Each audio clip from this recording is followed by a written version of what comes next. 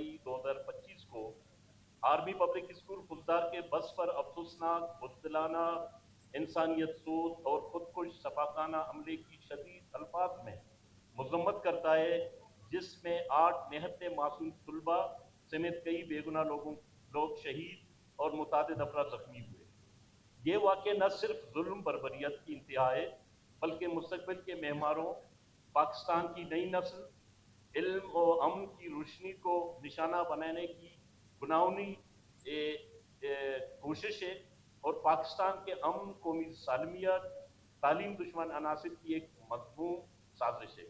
यही वन सूबाई हुकूमत से पुरजोर मुतालबा करता है कि वो इस दहशतगर्दी के सफाकाना हमले में मुलव्वस अनासिर इनके सहूलतकारों को केफर किरदार तक पहुँचाने की बाबत पूरी इक़दामात उठाए।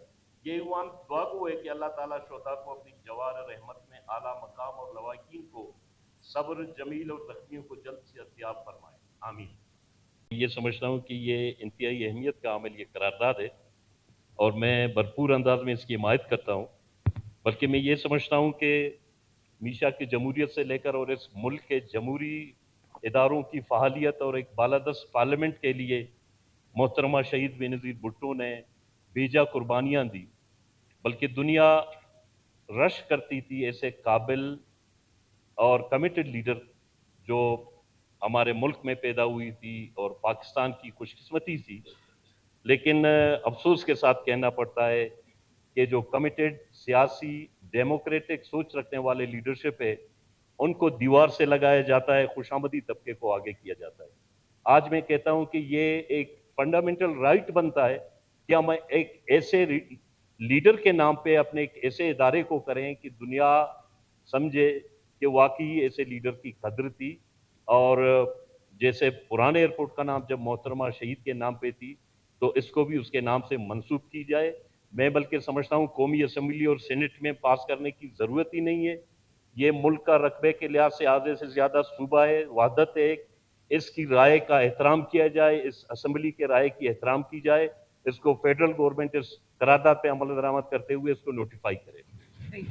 लगभग उसकी एस्टीमेट कास्ट ही शुरू किया गया था ग्वादर में। अभी रिसेंटली अपोजिशन लीडर और पब्लिक अकाउंट कमेटी के चेयरमैन के सरबराही में हमने विजिट किया। 35 अरब तक उसको अनाउंस किया गया, अभी तक वो कंप्लीट नहीं होता है। तब तक ये डैम कंप्लीट हो, मेरे ख्याल में कंप्लीट तो नहीं होगा, क्योंकि वहां जितने प्रोजेक्ट शुरू हैं वो करप्शन के चश्मा बनते जा रहे हैं।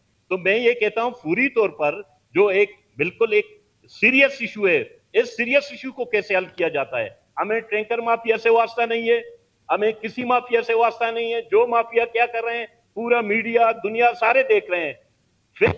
फिलहाल तहसील जीवनी में लोग प्यास से मर रहे हैं। अगर किसी के पास इख्तियारात है, कर सकता है, वो बुनियादी इकदाम उठाकर पूरी तौर पर इस मसले को हल करे।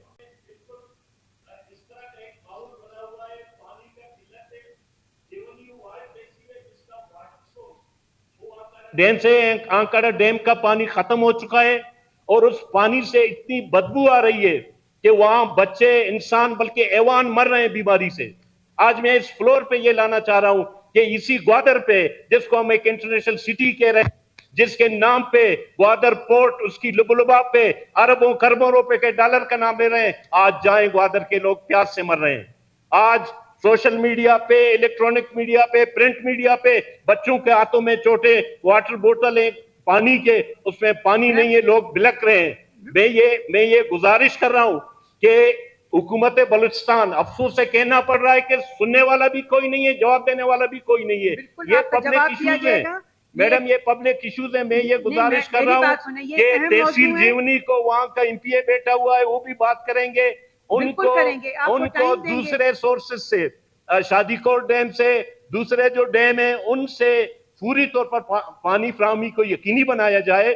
आज इंटरनेशनल एयरपोर्ट बने हुए हैं, प्राइम मिनिस्टर आके इफ्तिताह करता है, लेकिन आज इंप्रेशन ये है दुनिया में कि ग्वादर में पीने का पानी नहीं है। और स्पेशली जीवनी में ये क्वेश्चन मार्क है, ये हम सबके लिए क्वेश्चन मार्क है कि ये सूबा जो वसाइल से माला माल, जो सोना और चांदी उगलता हो, उसके बासी, उसके बाशिंदे, उसका अवाम प्यास से मर रहा है। आज ये क्वेश्चन मार्क है। वजीर आला हमें मुतमईन करे कि जीवनी के अवाम को कब तक पानी फराहमी को यकीनी बनाएगा। लोग प्यास से मर रहे हैं इस गर्मी में।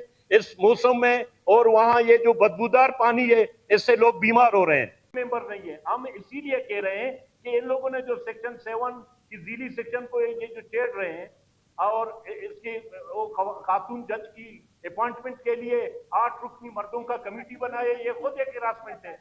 آپ خاتون کو ڈائریکٹ سی ایم اپوائنٹ کریں, ہماری تجویز ہے, ہمیں اور کوئی اعتراض نہیں ہے.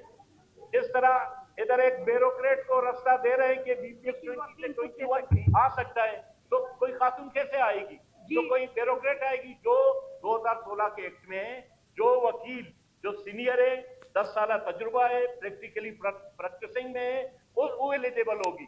اب ادھر رہا ہے کہ سمپل LLB آ جائے گی. یہ تو ایک اور اختلاف تلفی کی آپ نے ان سینئر خواتین کی. اچھا, اس پہ آپ ہمیں کمیٹی میں لے لو, آپ ڈیبیٹ کریں, ہمیں سنیں. اگر ہم غلط ہیں تو ٹھیک ہے, اگر ہم رائٹ ہیں ہمیں کمیٹی میں, ہمیں اس کمیٹی میں اسپیشل ایڈیشن لے لیں تاکہ ان چیزوں کو ہم بہتر کریں. جو رمر خان صاحب بھی بات کریں اس پہ.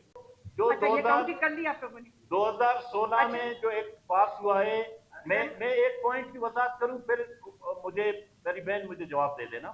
آپ دیکھیں نا, اس سے جو یہاں پہ جو آرٹیکلز کا حوالہ دیا ہے, دیکھیں یہاں پہ دیا ہے کہ BPS 20. اچھا, جو ان کی مخالفت میں ہے ترمیم کی, وہ کہیں بھی کھڑے ہو جائے تاکہ آرم بندے ہیں سمندر میں, جو مولانا صاحب کہہ رہے ہیں. اب اس طرح ہے کہ کراچی میں یہ لوگ بیٹھ کے اس پرچی کو 3 لاکھ روپے میں بیچتے ہیں, اور باقاعدہ ان غیر مقامی ماہی گیروں کی رجسٹریشن ہوتی ہے, غیر قانونی اور ٹرالر کی رجسٹریشن ہوتی ہے. اسی پرچی کے ذریعے ان کو کوئی نہیں پوچھتا ہے, راتوں رات کروڑوں روپے کا سودا ہوتا ہے. میں عنقریب ذمہ داری سے کہہ رہا ہوں, میں بھی اپنے پارٹی کی طرف سے, ہم پورے بلوچستان میں سیاست کرتے ہیں. آج وہاں لوگ فاقہ کشی کے شکار ہیں. اگر کوئی وہاں پہ فرا گوبھی نہیں بیٹھی ہوئی, کوئی فرا گوبا کا نام آپ کو بتائیں گے کہ کراچی میں کون یہ بدلہ لے رہا ہے, ڈٹ کے بتائیں گے. یہ ظلم ہے صوبے کے ساتھ, گوادر کے عوام کے ساتھ, گوادر کے ماہی گیر کے ساتھ ظلم ہے. آپ جائیں GT پہ وزٹ کریں, جہاں ماہی گیر آتے ہیں, وہ 5 کلو اگر بیچے اپنے بچوں کا پیٹ پال سکتا ہے. لیکن آپ افسوس کے ساتھ کہنا پڑ رہا ہے, اس سے پہلے پرچی سسٹم نہیں تھی, تو کوئی اور چکر تھا. اب یہ جس طرح بارڈر ٹوکن بکتا ہے, اور آج سمندر کے غیر قانونی فشنگ کے لیے یہ پرچی بکتی, B ایریا کو A ایریا میں کنورٹ کر کے. میں پہلے یہ سوال کر رہا ہوں کہ جہاں A ایریا میں پولیس کو اختیارات دیے گئے ہیں, وہاں کتنی فرق ہے لائن آرڈر بحال کرنے میں, اور B ایریا میں کتنی فرق ہے. دیکھیں ایک مشکل صورتحال ہے واقعی, اس کو ہم مانتے ہیں, لیکن ایک فورس کو ایک دم ختم کرنا, میں یہ سمجھتا ہوں کہ جو عوامی رائے ہے, عوامی نمائندوں کی رائے ہے, اس کی توہین ہو گئی ہے. میں میڈم اسپیکر, اپوزیشن کے دوست بیٹھے ہوئے ہیں, میں احتجاجاً ادھر دھرنا دیتا ہوں کہ ہمیں یقین دہانی کرایا گیا اور الٹا پھر ایک نوٹیفیکیشن جاری کی گئی.